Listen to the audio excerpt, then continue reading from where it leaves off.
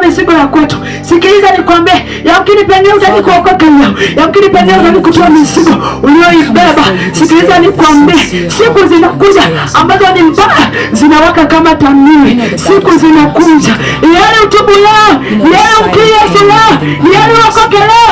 Maana anasema ya kwamba wakati uliokubalika na saa ya wokovu ni sasa.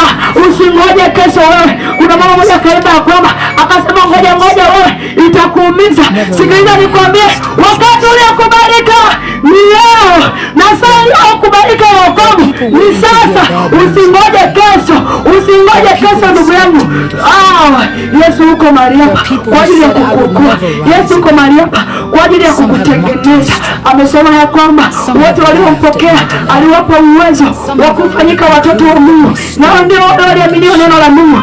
Akasema ya kwamba enendeni nyie ulimwenguni mote mkahubiri Injili kwa kila kiumbe. Aamini na kubatizwa huyo ndiye ataokoka, asiyeamini atahukumiwa. Akasema ya kwamba hajashia hapo, akasema kwamba na hizi ishara zitaambatana na wale waaminio, ishara za uponyaji. Anasema ya kwamba watatoa pepo kwa jina langu, mtaponya wagonjwa kwa jina langu. Sikiliza nikwambie, ukiamini leo hizo ishara zitaambatana na wewe, zitaambatana na wewe kwa sababu umekiri na umeamini. Hizo ishara zitaambatana na wewe kila mahali ambapo ukisoma Biblia inakwambia ya kwamba amini tu, na ukishaamini utatendewa vile kadiri ya imani ya kwako. Sikiliza nikwambie, Yesu siku moja akawa anapita mahali fulani, akasikia sauti zinaita.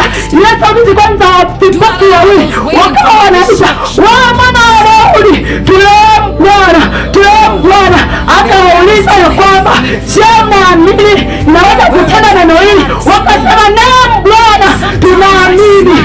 Akasema basi nampokee kwa kadiri ya imani ya kwenu. Kwa kadiri unavyoamini utapokea, kwa namna unavyoamini utatuliwa na mizigo, kwa namna unavyoamini. Mshangilie Yesu makofi mengi.